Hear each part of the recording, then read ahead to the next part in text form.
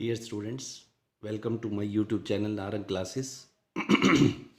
Today we learn adjustment in the closed account in fundamental partnership firm accounting. Sometimes after the accounts of partnership firm have been closed after the financial year, it is discovered that there have been some error or omission in the accounts. In such cases, instead of altering the old accounts and the signed balance sheet, an adjustment entry for such error or omission is made at the beginning of the next year.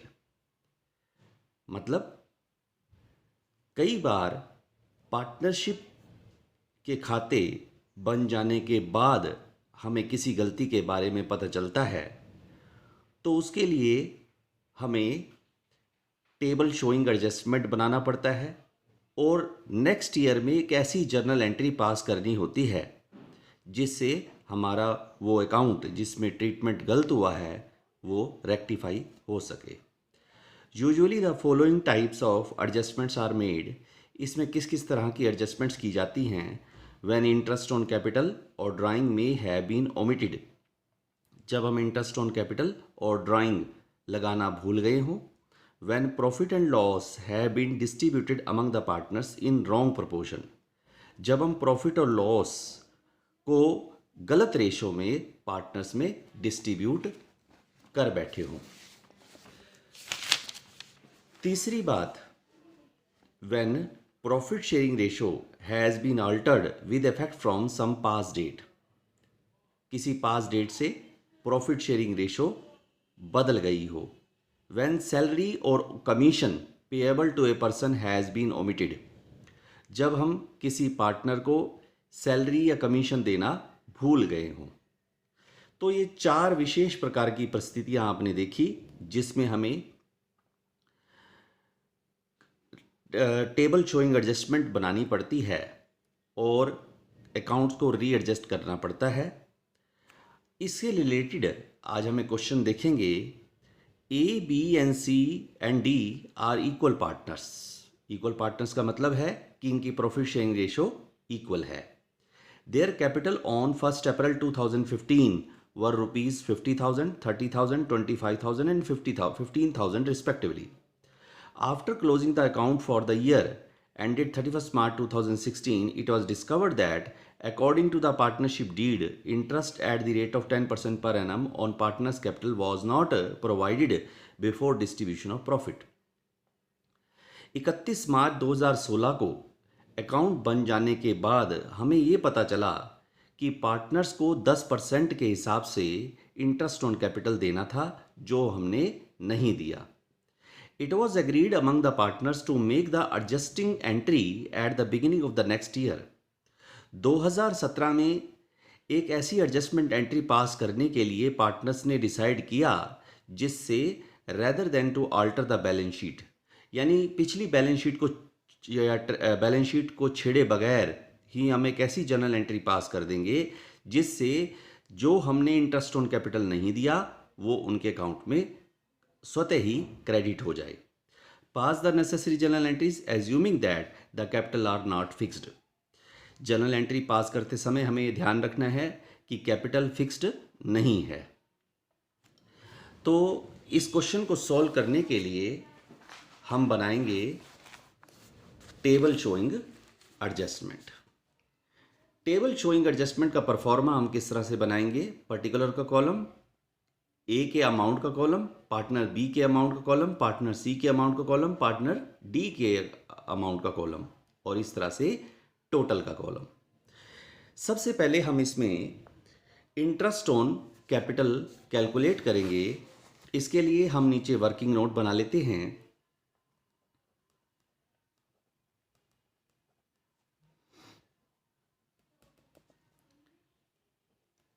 Calculation of interest on partners capital account। इसमें हमारे पास ए, B, सी और D partners हैं, ए, B, सी और D partners हैं।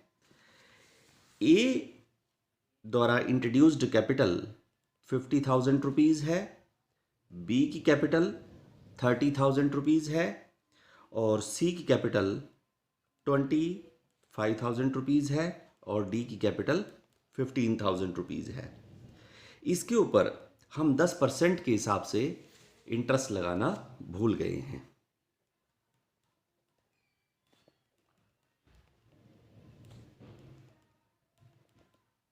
Sorry, 10% के हिसाब से ए की कैपिटल पर इंटरेस्ट 5,000 रुपीज़, बी की कैपिटल पर 3,000 रुपीज़ और सी की कैपिटल पर 2,500 रुपीज़, इसी तरह से डी की कैपिटल पर 1,500 रुपीज़ इंटरेस्ट ऑन कैपिटल बनता है। इस इंटरेस्ट ऑन कैपिटल को हम टेबल शोइंग एडजस्टमेंट में लिखेंगे इंटरेस्ट ऑन कैपिटल। जैसा कि हमने वर्किंग नोट में कैलकुलेट किया है, ए की कैपिटल पर 50,000 पर 10% के हिसाब से 5,000 रुपये इंटरेस्ट ऑन कैपिटल बनता है। बी की 30,000 रुपये की कैपिटल पर 10% के हिसाब से 3,000 रुपये, सी की 25,000 की कैपिटल पर 2,500 रुपीज़ और डी की 15,000 की कैपिटल पर 1,500 रुपीज़। तो इसका टोटल जो आता है वो हम 5 और 3 8, 8 और 2 10, 10 और 2 12, तो 12,000 रुपये का इंटरेस्ट ऑन कैपिटल बनता है। अब ये 12,000 रुपये फर्म के लिए खर्चा है, एक्सपेंसेस है, या हम इसको लॉस भी मान सकते हैं। ये 12,000 रुपये का लॉस पार्टनर्स में डिवाइड होगा उनकी प्रॉफिट शेयरिंग रेशो में, जो कि इक्वल है। Division of rupees 12,000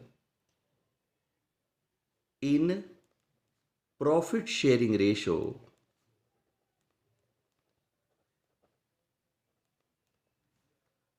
profit sharing ratio क्या है हमारी? 1:1:1:1:1। 4 पार्टनरों में 1:1:1:1 की रेशो में हम इसको डिस्ट्रीब्यूट कर देंगे। 12,000 रुपये को 4 पार्टनरों में बांटा जाए तो 3,000 रुपये एक पार्टनर के नाम के बनते। इस तरह से ये 12,000 रुपीज़ का लॉस या एक्सपेंसेस हमने पार्टनर्स में डिस्ट्रीब्यूट कर दिया। अब इस बात को समझिए कि इंटरेस्ट ऑन कैपिटल हमने पार्टनर्स के अकाउंट में क्रेडिट करना है और जो ये लॉस है या एक्सपेंसेस है इसको हमने पार्टनर्स के अकाउंट में डेबिट करना है। तो जैसे हम ए का बैलेंस निकालेंगे तो ए का 5,000 रुपये क्रेडिट बैलेंस है, 3,000 रुपये डेबिट बैलेंस है, तो it means 5,000 minus 3,000 2,000 rupees credit balance बन जाता है। बी का 3,000 रुपये क्रेडिट बैलेंस है और 3,000 रुपये डेबिट बैलेंस है, तो इसका मतलब 0, नो डेबिट नो क्रेडिट। इस तरह से सी का 2,500 रुपीज़ क्रेडिट बैलेंस है, 3,000 रुपीज़ डेबिट बैलेंस है, इस तरह से 500 रुपीज़ का डेबिट बैलेंस आ जाता है। 3,000 रुपीज़ डेबिट बैलेंस है, 1,500 रुपीज़ क्रेडिट बैलेंस है, तो 1,500 रुपीज़ डेबिट में बैलेंस आ जाता है। तो ये 2,000 रुपीज़ हमने ए को क्रेडिट करने हैं और सी और डी को 500 रुपीज़ और 1,500 रुपीज़ से डेबिट करना है। क्योंकि कैपिटल हमारी फिक्स्ड है, जर्नल एंट्री जो हमारी पास होगी, C's capital account debit, C's capital account debit, D's capital account debit to A's capital account. इस तरह से हमने adjustment in respect of interest on capital omitted in previous year's account. Adjustment in respect of interest on capital omitted in previous year's account. Omitted in previous year's account. तो ये हमने journal entry पास कर देनी है। सी के capital account में 500 rupees debit, D के capital account में 1500 रुपीज़ डेबिट। इस तरह से ए के कॉलम में 2000 रुपीज़ क्रेडिट कर देना है। तो आज हमने सीखा कि टेबल शोइंग एडजस्टमेंट हमें किस तरह से बनानी है। इस तरह से जो ओमिशन है वो 4 प्रकार का हो सकता है। जैसे हम इंटरेस्ट ऑन कैपिटल लगाना भूल गए, उसी प्रकार से हम इंटरेस्ट ऑन ड्राइंग भी लगाना भूल सकते हैं। उसी प्रकार से किसी पार्टनर की सैलरी देना भूल सकते हैं। उसी प्रकार से रीएडजस्टेड प्रॉफिट को, प्रॉफिट शेयरिंग रेशो में किसी भी प्रकार का जो बदलाव हो जाता है उसकी वजह से प्रॉफिट में जो बदलाव आता है उसको भी हम इसमें एडजस्ट कर सकते हैं। तो आशा है आपको समझ में आया होगा। यदि आपको कुछ पूछना हो तो प्लीज़ कमेंट बॉक्स में कमेंट ज़रूर कीजिए। Thank you for watching my YouTube channel Narang classes. Best of